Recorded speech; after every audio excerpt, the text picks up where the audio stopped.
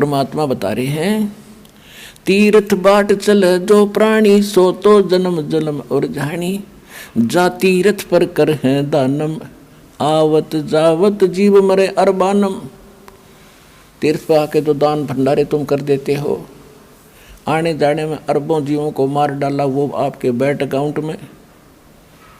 और किसी को भोजन आहार करा देने का जो थोड़ा बहुत पुण्य मिला, ये तो आप घर पे भी कर देते। आए अतिथि को रोटी खिलाओ, प्यार से उसको श्रद्धा से रखो, इस तरह के धर्म भी बहुत अच्छे होते हैं।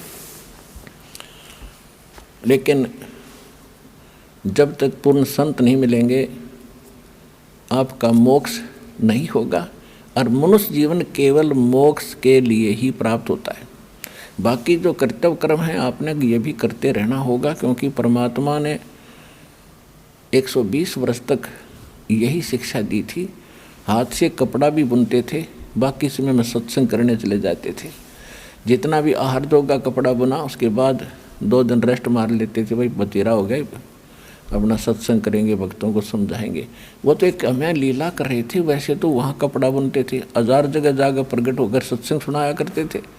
तो हमारे लिए उदाहरण छोड़ा था, अपना काम भी करो और भक्ति भी करो और दान धर्म भी करते रहो, पर पूरे संत से लेकर के मनमुखी साधना, नकली गुरुओं से, शास्त्र साधना से कोई लाभ नहीं होगा। अब क्या बताते हैं, पर भी लेन जात है दुनिया, हमरा ज्ञान किने न सुनिया, गोते गोते पड़ है भारम, गंगा जमुना गए केदार में। कबीर परमात्मा क्या कह रहे हैं कि जो तुम जा कर के स्नान करते हो, गंगा में कर लो, जमुना में करो, केदारनाथ पर जा लो, चाहे लोहागिर पोहकर में, और चाहे प्रयाग में जाओ, हर पैड़ी पर जाओ, कहीं पर भी आप जाते हो, सरजू में स्नान करो, वहाँ भी बहुत से जीव मरते हैं। कहने का भाव ये है, सारा कुछ समझा के परमात्मा ने, कि तुम तीर्थ पर जाकर स्नान करते हो, गोते लगाते हो, कहते हैं गोते गोते पड़ है भारम, और गंगा जमुना गए केदार में। एक गोता जितना मारा ना, वो ये पाप सिर पर धर लिया आपने, पता नहीं कितने जीवों को रगड़ रहा है, मार रहा है। गोते गोते पड़ है भारम, गंगा जमुना गए केदार में, लोहागर पोकर की आशा, अंत कोट चिव होत बिनासा, पाती तोड़ चढ़ावे अंधे, जिनके कदे न कट हैं फंदे, गंगा काशी गया प्रयागु, बहुरजा द्वार काले दागु, हर पैड़ी हर द्वार हमेशा, ऐसा ज्ञान जो देत उपदेशा।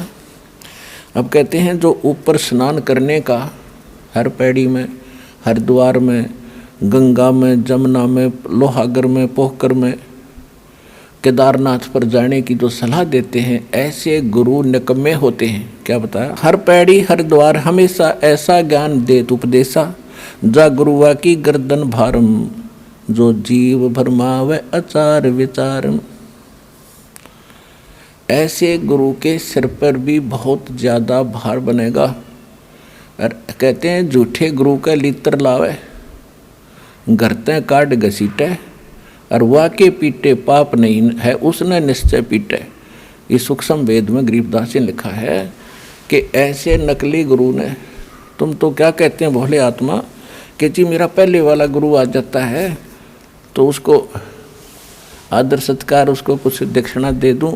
मैं ये कहता हूँ भाई देखो, एक तो उसको समझाओ पहले कि आप गलत साधना कर रहे हो और करा रहे हो, आप पर भी दोष लगेगा।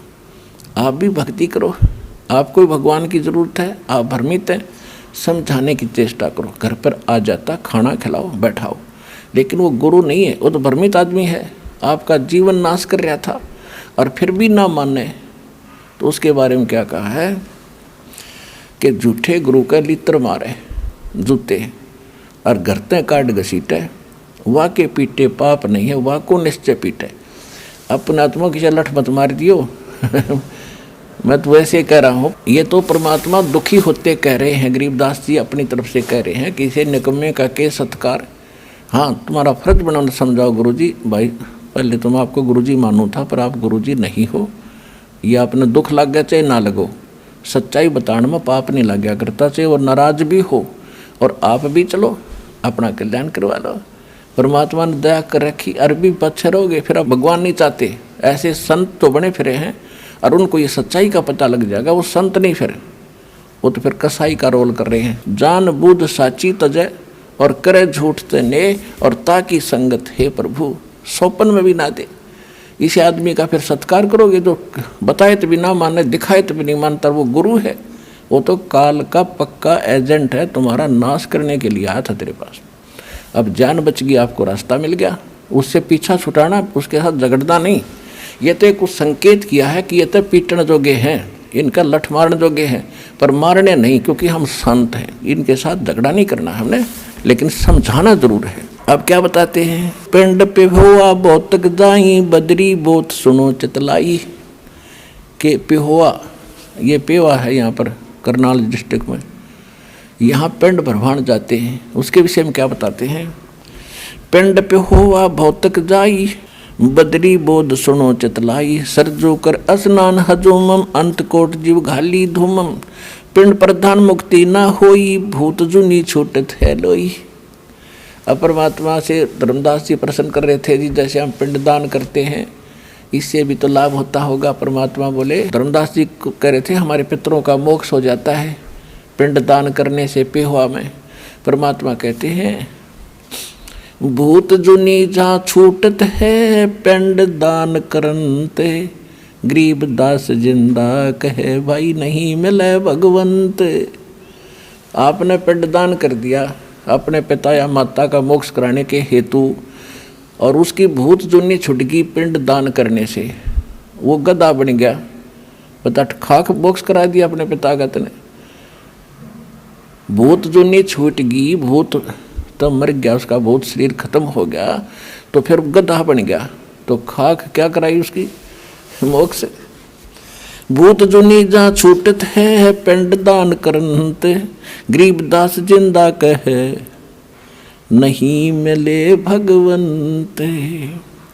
जगन्नाथ के दर्शन जाई काली प्रतिमा भवन के माही।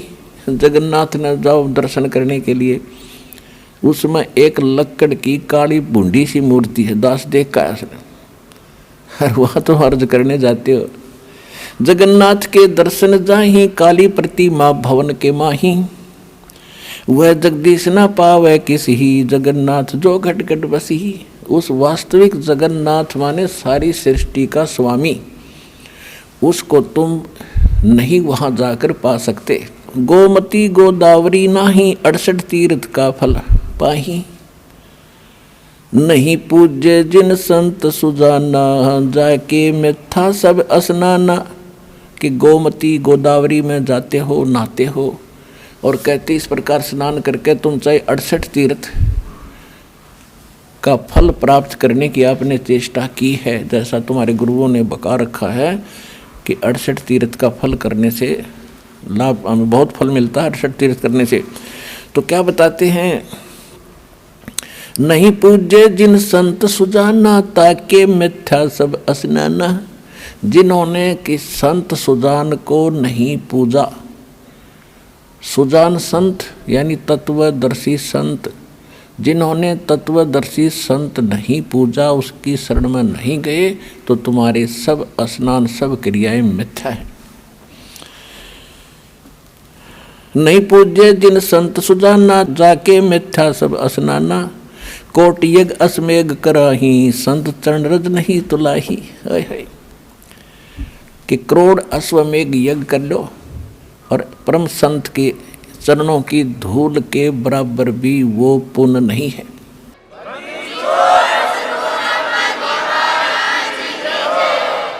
कोटि यज्ञ असमेघ कराही संत चरण रज नहीं तुलाही, कोट गऊ नित दान जो देही एक पलक संतन पर विलेही। करोड़ गौ नित दान करो, उससे वो लाभ नहीं होगा, एक पलक परम संत की पर भी ले ही। अब जैसे ब्रह्मा पुराण में लिखा है कि सब Vyas ji writer of the Purana, Veda and Gita एक ही राइटर हैं। तो ये पुराण में कह रहे हैं, ब्रह्मा पुराण में सारा कुछ बता रहे हैं कि उस तीर्थ पर जाने से ये लाभ है, उस तीर्थ पर जाने से ये लाभ है, उस तीर्थ पर जाने से ये लाभ है, जैसी दंत कथा उन्हें सुन रखी थी। फिर बताया है कि जब तक चित्त शुद्ध तीर्थ नहीं मिलेगा तब तक जीव का कल्याण नहीं हो सकता। फिर चित्त शुद्ध तीर्थ कौन सा है कि परम संत तत्वदर्शी संत का जहाँ सत्संग हो रहा हो वो है चित्त शुद्ध तीर्थ। तो ये सतलोक आश्रम बरवाला जिला हिसार हरियाणा में ये वो तीर्थ है पुण्यात्माओं जिससे युगों युगों के पाप कटेंगे आपके।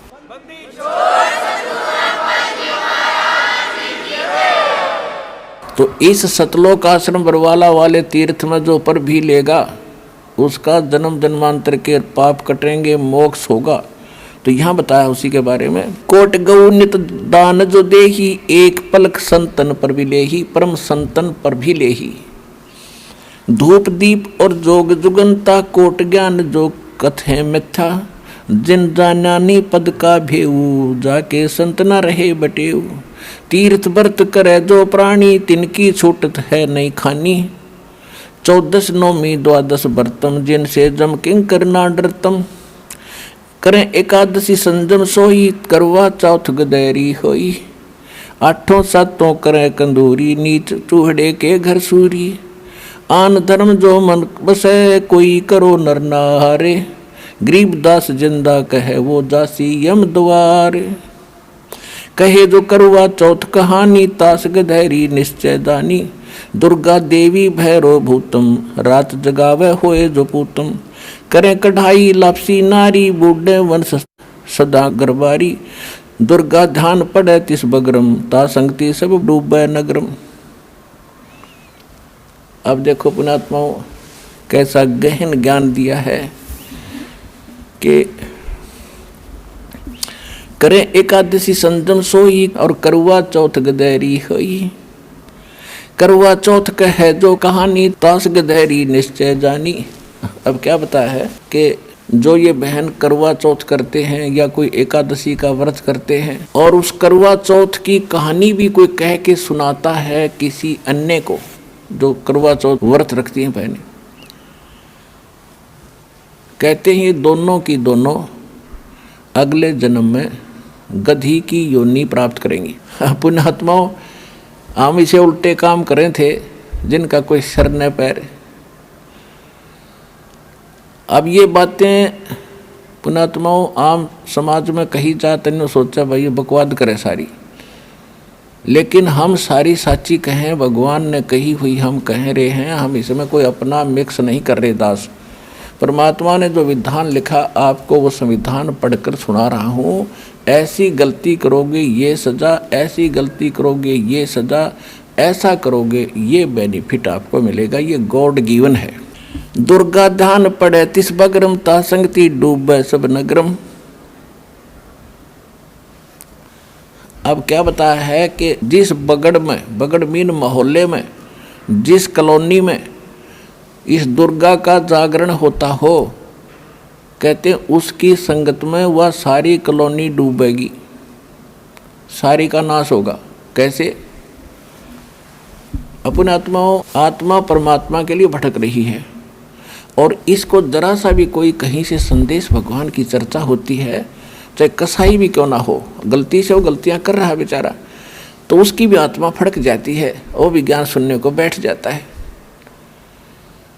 और जैसा वो सामने वाला गुरु है, क्योंकि भगवान की चर्चा तो आत्मा को चाहिए, इसकी खुराक है, आहार है, उस बिना यह रह नहीं सकती। अब इस ये नकली एजेंट भेज रखे काल के, उन्होंने ज्ञान गलत बता दिया, उन्होंने गलत ज्ञान मान लिया। तो कहते हैं दुर्गा ध्यान पड़े तिस बगड़म, और ता संगति डूबे सब नगरम। कैसे? ये क्या करते हैं, बड़ी सुरीली आवाज का गायक लावेंगे और तबले तबले सारंगी सुरंगी बांध गए और खूब पूरा फंड करेंगे और सारी रात गावेंगे, अगले बोलो जय माता दी, पिछले बोलो जय माता दी, मैं नहीं सुनिया जय माता दी। एक समय पहले हमारी संगत स्टार्ट करी थी, थोड़े थोड़े भगत थे, हमारा एक भक्त है वो अब यहाँ भी आता है सेवा में, आया हुआ शायद आदमी। हम उसके घर से आ रहे थे शाम के समय। शाम में उसने खाना बना लिया, मैं वहाँ चला गया, हम 2 जने थे। तो वहाँ से फिर मैं चल पड़ा। मैंने कहा ये क्या हो रहा सो यहाँ पर साथ में? कहने लगा यहाँ एक दुर्गा उसका जागरण हो रहा है माता का। और हम चल पड़े। उससे थोड़ी दूर आगे चल के ही किसी के घर में आंगन में उसका वो लगा रखी थी कनात सी, उसमें ऊपर का सीलिंग बांध रखी थी, टेंट सा वहाँ कर रहे थे वह। तो उसमें क्या कर रहा, वो जागरण करने वाला एक व्यक्ति ला रखा, उसका अलग से एक टेंट में अलग सा उसका कमरा बना रखा सीलिंग तक, और वो सुना रहा उन्हें माता के गीत गात से गावे। और वहाँ मैं नहीं सुनिया न्यों करता करता वो अंदर चला गया अपने खोखे में, और वो गाँव गीत मैं नहीं सुनिया जय माता दी, तू नहीं सुनिया जय माता दी। तो हमने उसमें क्या देखा, एक सीलिंग के बीच का थोड़ी सी जगह थी, क्यों इधर किस लिए आ गया। उसने क्या किया, एक शराब की बोतल में तो कुछ शराब डाली, एक थोड़ी सी कोई ड्रिंक डाली वह ठंडी लिमका, और मार के घुटी। अन्यों का मैं नहीं सुनिया मैं तन्ने कहाँ सुना था तो मैं अभी तेरे को तो सुनना ही नहीं, क्यों तू तो टिट्टी हो गया, टन होगी खोपड़ी तेरी। मारे तो रुके अगले पिछले, मैं नहीं सुनिया जय माता दी, मैं नहीं सुनिया, अगले बोलो पिछले बोलो।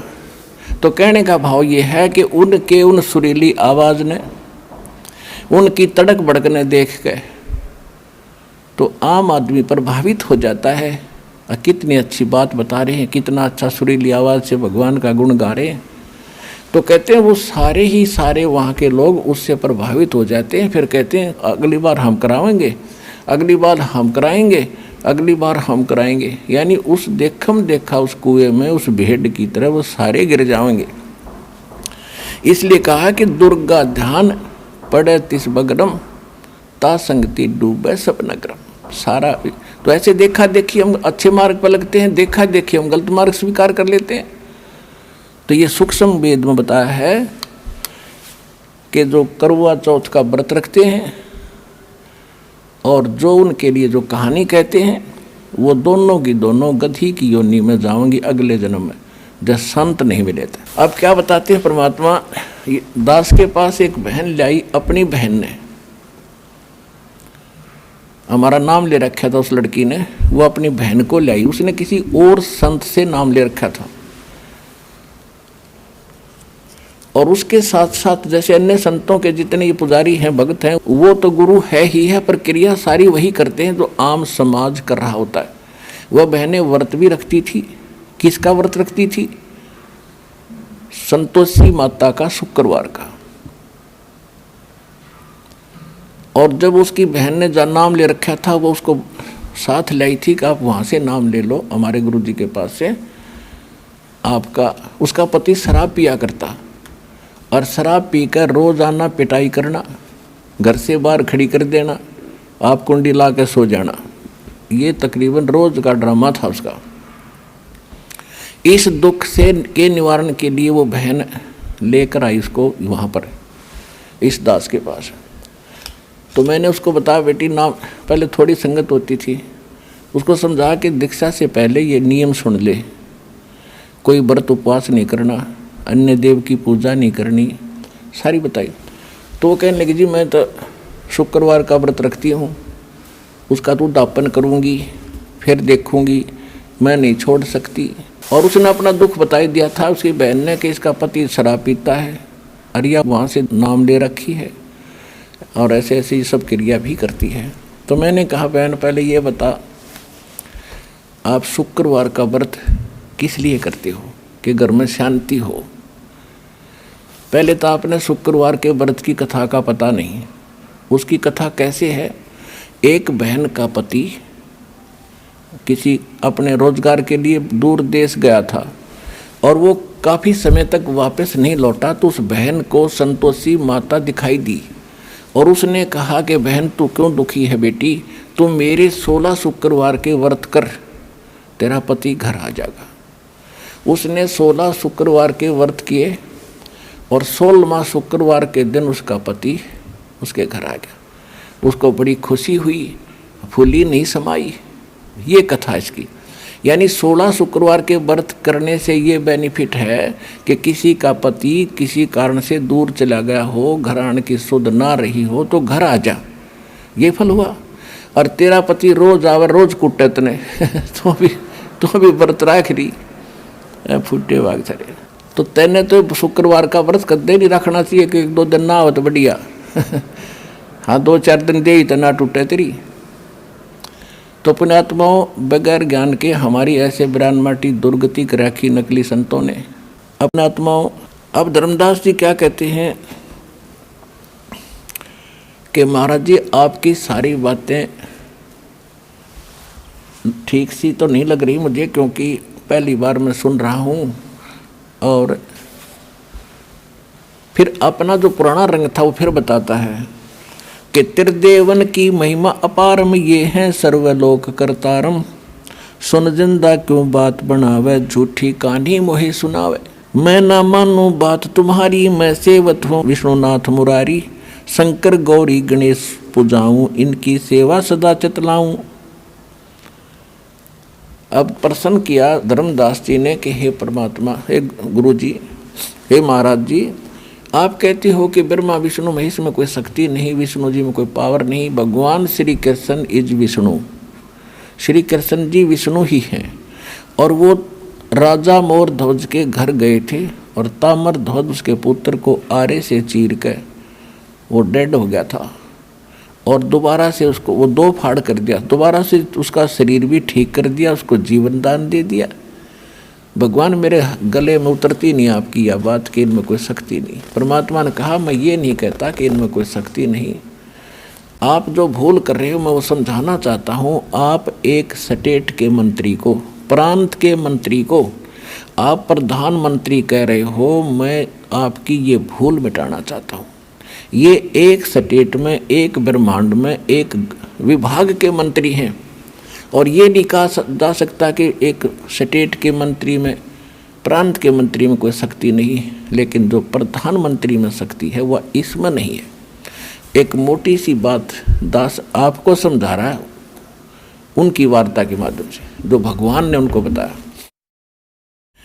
तो कैसे? तो परमात्मा ने कहा कि मैं ये नहीं कहता कि इनमें शक्ति नहीं है, लेकिन ये आपके संस्कार को नहीं चेंज कर सकते, आपकी उम्र नहीं बढ़ा सकते, आपके रोग का नाश नहीं कर सकते, जो आपकी किस्मत में लिखा है। आपको जो हानि होनी है उसको चेंज नहीं कर सकते, इनमें पावर नहीं है। कैसे? जैसे यही श्री कृष्ण जी पांडवों और कौरवों का जो महाभारत युद्ध हुआ, अभिमन्यु सुभद्रा पुत्र, सुभद्रा श्री कृष्ण जी की बहन यानी श्री कृष्ण जी का सगा भांजा, और युद्ध में मारा गया चक्रव्यूह में। श्री कृष्ण रोए, सारे पांडवों का कुणबा रोए और सुभद्रा रोए। तो श्री कृष्ण जी ने क्यों ना जीवित किया हो अभिमन्यु? वहाँ तो जरूरत थी, उसकी युद्ध का समय था, 2-2 आदमी एक से बन रहे थे, और वहाँ पे मतलब जाकर कटवा दिया मोरध्वज का लड़का ताम्रध्वज, वहाँ जीवित कर दिया। यहाँ क्यों ना जीवित किया उसने? अब हमारी तो इतनी बुद्धि थी, बस फ्यूज हंसन लग गया। हाँ बात तो आपकी सच्ची है जी, यो क्यों ना जी, आप बताओ फिर। परमात्मा बोले सुन ले, वहाँ तो ताम्रध्वज की आयु शेष थी, वो तो ये छोटे मोटे ये भी कर देते हैं। जैसे गोरखनाथ जी ने अपने गुरु मच्छिंद्र नाथ का उसका शरीर फूंक दिया गया था, अस्थियाँ शेष थी, उन अस्थियों को अपने मंत्र से अपनी शक्ति से शरीर बना दिया, और उस आत्मा को वापस मच्छिंद्र नाथ की आत्मा वापस प्रवेश कर दी शरीर में, क्योंकि उसकी आयु शेष थी, वो वैसे भटक रहा था प्राणी, लेकिन आयु नहीं बढ़ा सकते ये। तो यहाँ अभिमन्यु की आयु शेष नहीं थी, उसका जीवन मनुष्य का इतना ही था, श्री कृष्ण नहीं उसको जीवित कर सके। और पूर्ण परमात्मा कहते हैं तुम कौन राम का जपते जापम, तात कटे न यतीनो तापम। आयु बढ़ाना तो बहुत दूर की बात है, तुम्हारे ऊपर जो संस्कार वश 3 ताप भी, किसी ने श्राप दे दिया, किसी ने भूत की घाल गलवा दी, या कोई और जंतर मंत्र कर दिया, ये भी ना कटे तुम्हारे देवताओं की भक्ति से। वो भी हमारी भक्ति से कटेंगे। सतगुरु जो चावे सो कर ही, 14 कोट दूत जम डर ही। ऊत भूत जम त्रास निवारे, चित्रगुप्त के कागज पाड़े। तो ये परमात्मा समर्थ है, यही सब 3 ताप का भी नाश करते हैं। और तुम जिन भगवानों की भक्ति करते हो उनसे तुम्हारे 3 ताप भी नहीं कट सकते। अब जब परमात्मा ने देखा कि यो फिर काल के वश है अभी, उस समय परमात्मा फिर अंतर्ध्यान हो गए। ऐसे परमात्मा 5-6 बार धर्मदास जी के साथ आंख में चौनी करी उसकी बुद्धि को सेट करने के लिए। जब परमात्मा वहाँ से चले गए तो क्या हुआ उसके साथ? तावा रोवत धर्मनि नागर, तावा रोवत धर्मनि नागर, कहाँ गए मेरे सुख के सागर। तावा लीन भये निर्वाणी, मगन रूप साहेब सैलानी। तावा रोवत धर्मनि नागर, कहाँ गए मेरे सुख के सागर। अधिक वियोग हुआ हमसे ती, जैसे निर्धन की लुट जा खेती। कल्प करे और मन में रोवे, 10 दिशा को वो मग जोवे। अब क्या बताते हैं? गरीबदास साहिब जी चित्रार्थ कर रहे हैं धर्मदास जी के उस वियोग को। जब तीसरी बार उसने परमात्मा को खो दिया अपनी उस अज्ञान बकवाद के कारण। तावा रोवत धर्मनि नागर, कहाँ गए मेरे सुख के सागर। अधिक वियोग हुआ हमसे ती, जैसे निर्धन की लुट जा खेती। हे भगवान मेरे साथ तो ऐसी दशा होगी मेरी। हे सुख सागर, हे भगवान, हे सच्चे मालिक, आप कहाँ गए? रोता हुआ कह रहा है। और आज मेरी वो दशा होगी जैसे किसी निर्धन किसान ने 1 वर्ष 6 महीने मेहनत करके कोई खेती तैयार करी और उसको कोई दुष्ट लूट ले जा, तो उसके सामने क्या होता है कि मैं भूखा मरूंगा, मेरे बालक भूखे मरेंगे। हे भगवान क्या होगा? तो आज दास की वो दशा होगी, आपके साथ वाद विवाद करके आपको खो दिया मैंने, तो मेरी ऐसी दशा होगी जैसे गरीब आदमी की, निर्धन की, और खेती लुट जाए। क्योंकि गरीबदास जी किसान थे और उनका प्रचारक क्षेत्र किसानों में ही ज़्यादा रहा। उनको समझाने के लिए ऐसे ऐसे शब्दों का प्रयोग किया। तावा रोवत धर्मनि नागर, कहाँ गए मेरे सुख के सागर। अधिक वियोग हुआ हमसे ती, जैसे निर्धन की लुट जा खेती। कल्प करे और मन में रोवे, 10 दिशा को वो मग जो है। ऐसी भावनाएं मन में लावे, कल्पनाएं करे और रोवे उठ उठ के। कभी ऊपर को देखे, कभी साइड में देखे, कभी इधर देखे, कभी पीछे पीछे मुड़ कर देखे कि कहीं आसपास तो नहीं छुप गए हैं। कल्प करे और मन में रोवे, 10 दिशा को वो मग जो है।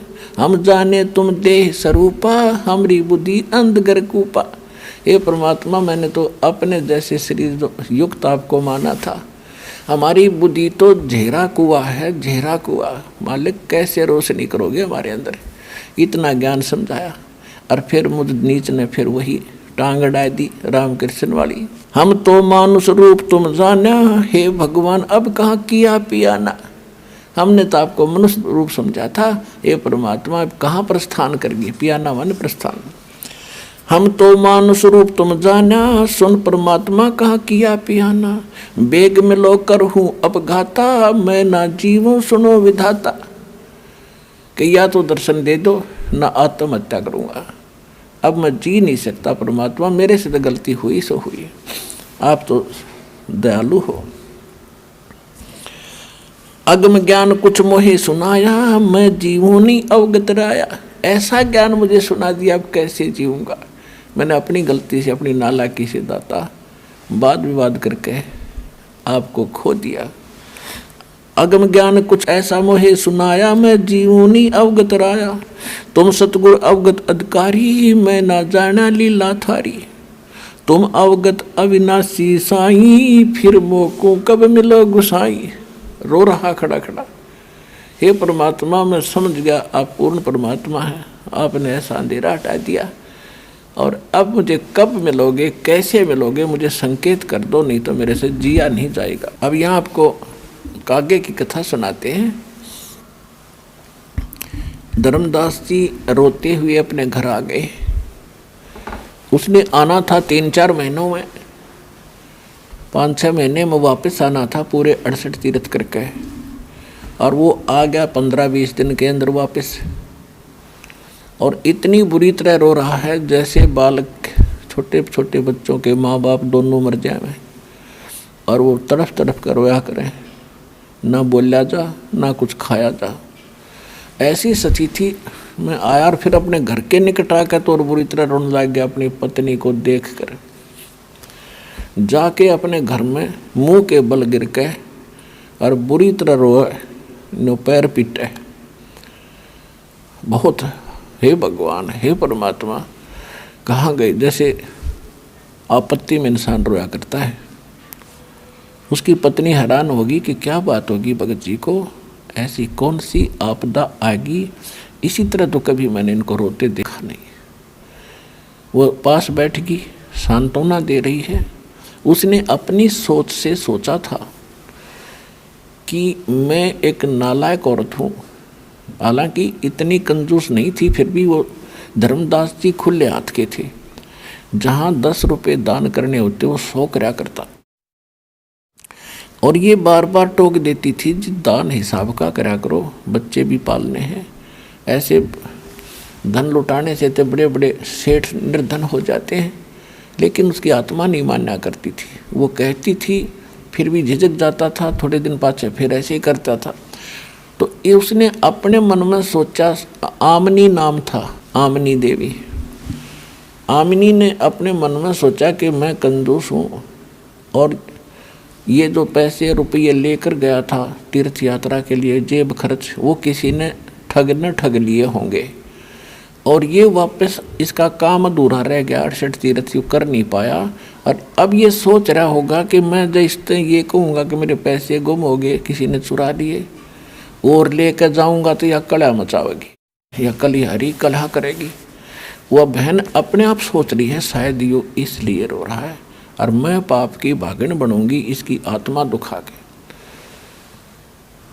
तो वह कह रही है कि देखो भगवान ने आपके बहुत धन दे रखे हैं, लगता है आपके किसी ने पैसे चुरा लिए, जो जेब खर्च था वो किसी ने लूट लिया। कोई बात नहीं, आप और पैसे ले जाना।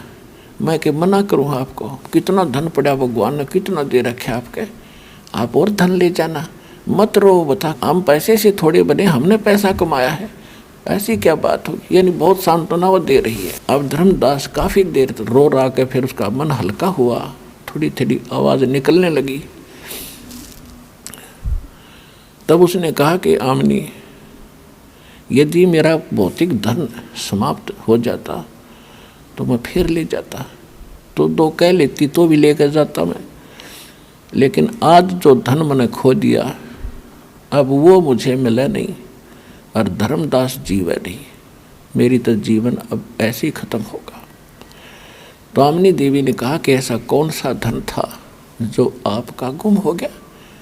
उसने फिर सारी कहानी सुनाई जो परमात्मा के साथ वार्ता हुई थी, रामकृष्ण की सती थी जो भगवान ने बताई थी, सृष्टि रचना सुनाई थी, वह सारी अपनी पत्नी को सुनाई। अब उसकी पत्नी बहुत ज़्यादा माइंडेड दिमाग वाली थी, कहने लगी सेठ जी, रामकृष्ण के बारे में भी हमने सुना था, इनसे अपनी कौन सी रिलेशनशिप थी, ये कौन से रिश्तेदार थे, और इससे बड़ी आप कथा और ऐसा सच्चा ज्ञान और भगवान, और ऐसी ऐसी बात भगवान बिना बता सकता है। और आप सेठ होकर, बिजनेसमैन होकर सौदा चूक गए, कहाँ गई बुद्धि व पत्थर कैसे पड़ गया आपके। तो आमनी मैं इसलिए रो रहा हूँ, धर्मदास बोला, इसलिए रो रहा हूँ कि ज़िंदगी में पहली बार सौदे में घाटा हुआ मुझे, आज तक सौदे में घाटा नहीं हुआ था। और ये घाटा यानी ये हानि अपूर्ति मैंने होती दिखती नहीं, मैंने 2-3 बार उनके साथ चीटिंग कर दी, अब वो नहीं आवेंगे और मैं जीऊँ नहीं। यूँ कह के उसने सारी बात बता के फिर रोने लग गया। सारा दिन में मुश्किल से 1 रोटी टूक मुश्किल से खावे, फिर रोने लग जावे।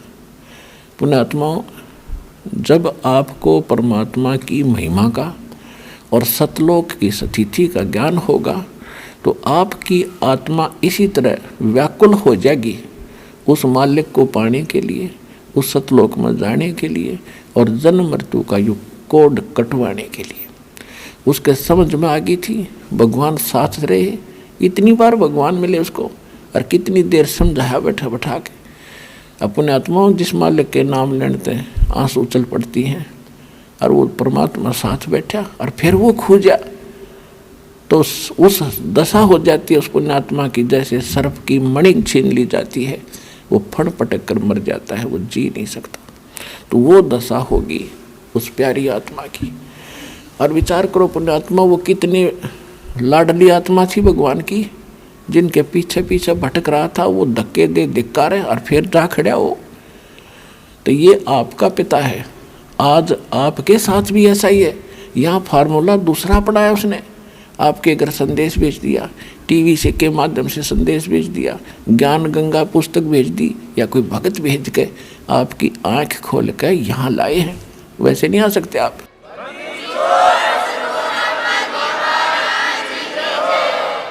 उधर से ऐसे 6 महीने बीत गए धर्मदास जी को।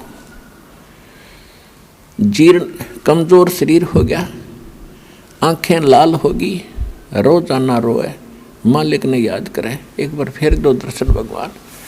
अब 6 महीने अब क्या करता था, सुबह बैठ जा अपने मकान के बाहर और गली में देखता रहे, कोई साधु आवेगा, कोई साधु आता देख जा भगत, उठकर जाकर निकट जाकर पहचानता जाकर उसको। जब वो नहीं मिलते तो वापस आ जाता। एक बार बांधवगढ़ नगर के बाहर कोई संत आकर बैठ गया। उसकी पूरे नगर में बहुत महिमा हुई कि बड़ा विद्वान पुरुष है, बड़ी अच्छी कथा सुनाता है। धर्मदास जी ने सोचा कहीं भगवान आगे हों, दर्शन करके तो आऊँ। तो वहाँ गया, जाकर देखा चेहरा तो नहीं मिल रहा था, फिर भी उसने सोचा हो सकता है भगवान रूप बदल कर भी आ जाते हैं, जैसे वहाँ मुझे मिले थे एक बार। तो उसकी पहचान करने के लिए उसने प्रश्न किया उस महापुरुष से, महात्मा जी से, कि जी ब्रह्मा विष्णु महेश के माता पिता कौन है, इनकी जन्म मृत्यु होती है क्या? तो वो संत जी कहते नहीं नहीं, ये तो अजन्मा है, सर्वशक्तिमान है, सर्वेश्वर है, इनकी कोई मृत्यु नहीं होती, सारी सृष्टि के पालनहार है। उठ कर चल पड़ा, रॉन्ग नंबर, आदमी ठीक हो जा। उठ कर चल पड़ा कि वो संत नहीं है, अगर वो होते तो सुर में बोलते सारी, ये रॉन्ग नंबर। उठ कर आ गया, फिर आकर रो रहा है। ऐसे 6 महीने बिता दिए। अब परमात्मा करते सारे खेल। 6 महीने के बाद उसकी पत्नी में प्रेरणा की दाता ने, उसने पूछा, आमिनी देवी ने पूछा धर्मदास जी से कि कुछ तो बताओ मुझे, वो भगवान कैसे मिलेंगे? उस महात्मा ने कुछ तो कहा होगा आपको कि वो कैसे मिलते हैं। फिर धर्मदास जी में चेतना की। अब रामनी देवी कह रही थी कि ऐसे आप रहोगे, कितने दिन जीवोगे, आपकी तो मौत निकट है, कुछ ये तो बता दो। उन्होंने कुछ वार्ता में बताया हो कि भी कैसे मिलते हैं। तो धर्मदास जी ने कहा कि महाराज जी ये कह रहे थे कि जहाँ भी भंडारे साधु संतों के भंडारे होते हैं ना, मैं वहाँ जाता हूँ और वहाँ फिर भूले हुए व्यक्तियों को, श्रद्धालुओं को जो भगवान के लिए भटक रहे हैं, उनको मैं ज्ञान सुनाया करता हूँ। धर्मदास ऐसे सच्चा ज्ञान सुनाता हूँ, सब जगह जाता हूँ मैं। धर्मदास जी ने कहा कि ऐसे कह रहे थे वो। तो आमनी देवी ने कहा कि आप भी एक भंडारा करते हो एक दिन का। धर्मदास जी ने 3 दिन का कर दिया, एक दिन में नहीं हो सकता, ना पता लग गए। 3 दिन का कर दो, अब 3 दिन का कर ले। वह बोली कर ले 3 दिन का, क्यों? उसको दिखा था कि वो मरेगा ना, तो वह कुछ कर देती कंजूसी। 3 दिन का भंडारा कर दिया, सब जगह चिट्ठी भिजवा दी, दिन निर्धारित कर दिया। साधु संतों के डेरों में तो सैकड़ों की संख्या में भगत आने लगे। अब पहले दिन सारा दिन देखता रहा बैठा बैठा, नहीं आए वो महात्मा। दूसरे दिन भी देखता रहा, नहीं आए।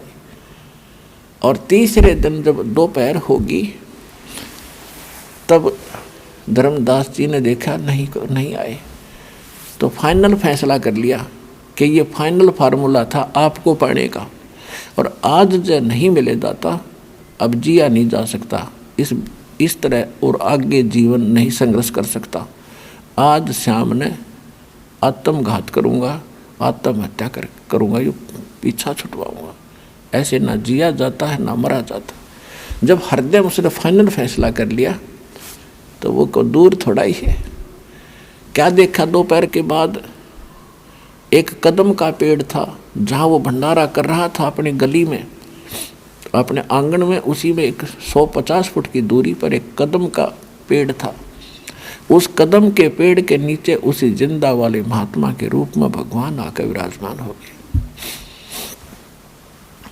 अब धर्मदास जी तो इधर उधर देख ही रहा था, कभी उन महात्माओं में देख रहा था जो खाना खा रहे थे, साधु संत भगत, कभी इधर उधर देख रहा था, कभी आसमान में। तो उसकी ध्यान पड़ा, ऐसे ध्यान पड़ा तो वो बैठे भगवान दौड़े दौड़े गए और सामने नो देख कर उनके चेहरे को चरणों में गिर गए, बुरी तरह से लपट गए नो सीने से, गले के चपट गए। हे भगवान माफ़ कर दो पापी को, दाता दया करो मुझ नीच पे, मुझसे भारी गलती बन गई।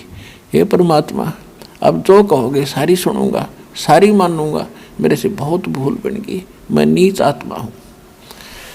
तो परमात्मा ने कहा धर्मदास ऐसे कर, इन सभी महात्माओं ने विदा कर तू, फिर बतलावेंगे बात में, इन चलते करे और मेरे बारे में बताइए मत इन्होंने। क्योंकि परमात्मा को पता था कि सब भ्रमित हैं, ये सब अपने आप को संत मानते हैं। अगर इनके सामने मैं धर्मदास जी से डिस्कस करूंगा तो बीच में 6 टांग अड़ावेंगे और इसको और भ्रमित कर देंगे, हमारे बीच में उल्टी सुल्टी बात अड़ा के। इसलिए कहा कि तू इनने फटाफट फारिग करे। उन्होंने तो 5 मिनट में करे, भंडारा बंद, मैंने जो पाना था वो पा लिया। और उनको कह रहे हैं परमात्मा आप जाइयो मत, हे मालिक आप जाना नहीं। एक बार उधर देख रहे हैं, उधर से उनको विदा कर रहे हैं, उधर देख रहे हैं उनको विदा कर रहे हैं। परमात्मा बोला मैं चिंता ना कर, मैं यही हूँ, जाऊँगा नहीं, अब तो तेरे लिए आया ही हूँ। तो सुन को विदा करके घर लेके गया। परमात्मा को अपनी पत्नी से कहा कि आमनी देवी आ जा, आज मेरा खोया धन पा गया। परमात्मा को बैठा दिया, दोनों एक एक पैर पकड़ के बुरी तरह रो रहे हैं। भगवान की पुण्यात्माओं, हमें इस बात से रोना आ रहा है कि वो हमें खोज रहा है, हम उसे दूर भाग रहे हैं, और हम उसको इतना ज्ञान सुनकर भी नहीं पहचान पा रहे हैं। किसे फूट के भाग हमारे, कैसा ज्ञान से रंग दिया नकली गुरुओं ने, काल के दूतों ने। अब उस समय जो उनकी स्थिति थी दोनों की, सामने भगवान बैठे और 2 प्यारी आत्मा बैठी, दोनों एक एक पैर पकड़ के रो रहे हैं। आमनी देवी ने कहा कि महाराज आपका भगत बहुत नर्म आत्मा के हैं, आपने इनकी इतनी परीक्षा नहीं लेनी चाहिए थी। ये तो मैं रह रह कर इसको सांत्वना दिला रही थी, नहीं तो भगवान ये मर जाते आपके वियोग में। परमात्मा बोले बेटा मुझे मालूम था, और ये इसको कष्ट देना, इतना वियोग देना जरूरी था, क्योंकि पहले ये काल का एजेंट बन रहा था। इतना ज्ञान समझाया, प्रत्येक प्रमाण बताए, एक बार मान ले 10 मिनट बाद से फिर गिरगिट की तरह रंग बदल जा। इसमें काल प्रवेश करे था बेटी, और इसको 6 महीने तक मैंने अब गर्म किया है, जैसे गर्म लोहा करके और फिर उस पर चोट मारी जावे तो जो औजार बनाना चाहता है कारीगर बना सकता है। और ठंडे लोहे पर कितना घन कूट लो कुछ नहीं बने, वो टेढ़ा मेढ़ा हो सके। तो बेटी यो लोहा ठंडा था, इसको 6 महीने मैंने ताव दिया इसके, ईब यू इतना गर्म हो गया, जो मैं चोट मारूंगा इसकी सारी ठीक लगेंगी, यो सारी बात मानेगा ना, तो मैं मरण थोड़ा ही दूँ था इसके। कहते हैं गुरु कुम्हार से कुंभ है, घट घट काटे खोट, अंदर हाथ सहारा दे के जब ऊपर मारे चोट। गुरु तो कुम्हार की तरह है, जैसे कुम्हार कितना कच्चा मटका होता है, मिट्टी का पतली सी लेयर होती है मटके की, उसके नीचे एक कपड़ा सा ला के नीचे हाथ देकर ऊपर पट पट पट करता ताकि उसको बिल्कुल करेक्ट कर दे। जब थोड़ा सा भी निशान रह जाए ना गड्ढा, कोई ना लेता उस मटके में। तो परमात्मा कहते हैं गुरु कुम्हार से कुंभ है, और घड़ काटे खोट, अंदर हाथ सहारा देकर जब ऊपर मारे चोट ना तार पार लिकट जा।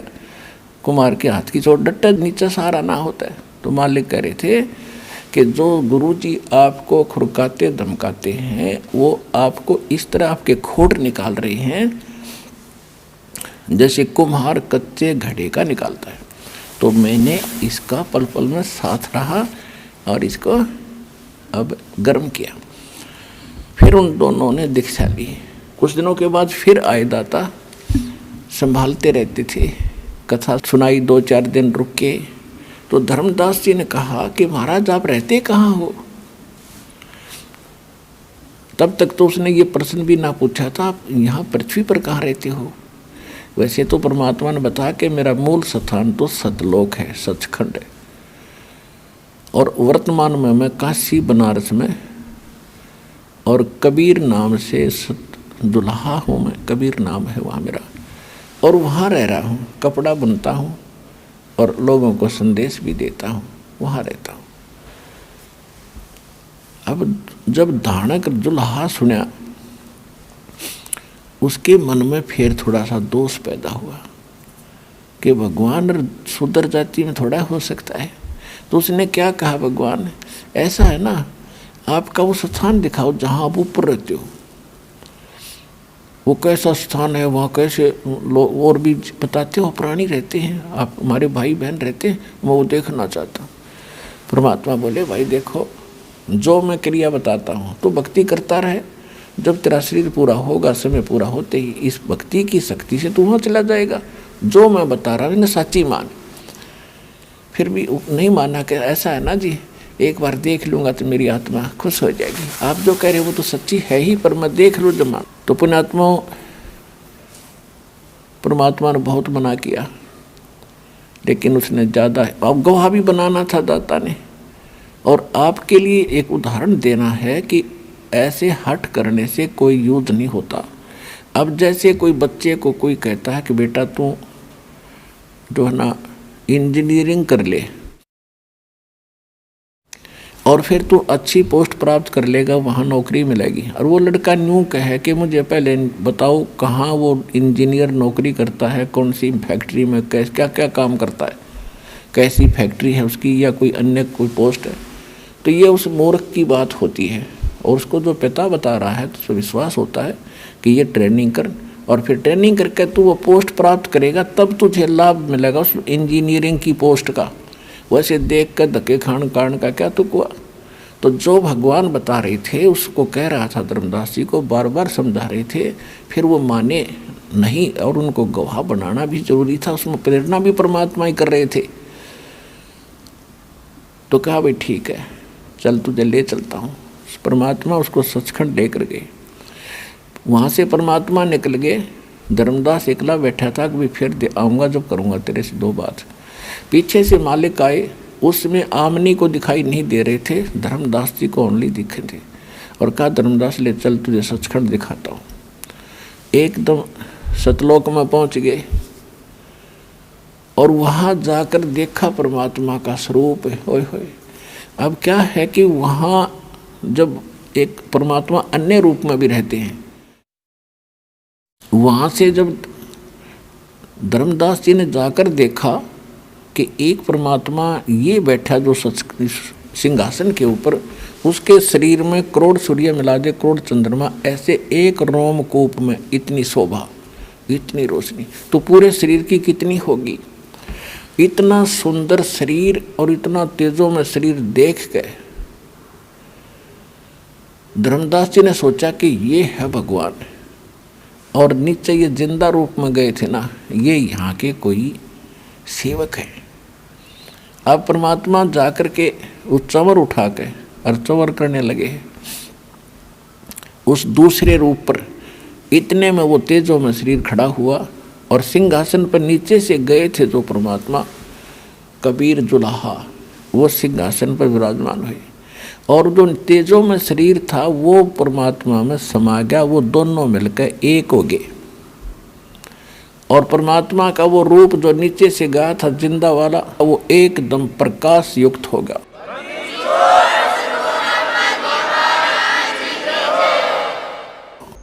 आइए अब हम उन श्रद्धालुओं के अनुभव जानते हैं जो जगत गुरु तत्वदर्शी संत रामपाल जी महाराज जी से दीक्षा प्राप्त कर चुके हैं तथा उनके द्वारा बताए गए भक्ति मार्ग पर चल रहे हैं। सर नमस्कार। साहब, सर क्या नाम है आपका? मेरा नाम जेठू दास है। कहाँ से आए हैं? मैं नागौर जिला कुचेरा के पास अकेली भी गांव है और जोधपुर में रहता हूँ, पानी का काम करता हूँ। सर संत रामपाल जी महाराज के शरण में आने से पहले आप क्या भक्ति साधना करते थे? मैं सभी देवी देवताओं की भक्ति करता था जैसे परिवार करते थे, और मैं रुणीचा रामदेवरा पैदल यात्रा भी जाता था, और मैं सभी देवी देवताओं की भक्ति करता था, उपासना करता था, और जो ये संसारिक लोग करते थे वैसे करता था। सर उन साधनाओं को करने से आपको क्या लाभ हुआ? मेरे को कोई लाभ नहीं हुआ, उल्टा नुकसान ही नुकसान होते रहता था। कभी भी ऐसा नहीं है कि मैं फ़ायदे में रहता था, बहुत ही नुकसान होता था मेरे को। संत रामपाल जी महाराज की शरण में कैसे आए?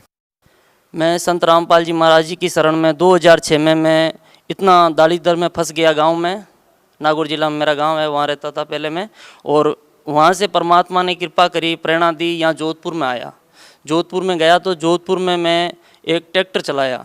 ट्रैक्टर चलाने के बाद में फिर भक्तों से प्राप्त, परमात्मा के भगत थे सतगुरु रामपाल जी महाराज के, उनसे संपर्क हुआ। उनके फैक्ट्रियों में, घरों में पानी डालता था, तो उन्होंने बोला कि जेठूदास जी आप क्या भक्ति करते हो?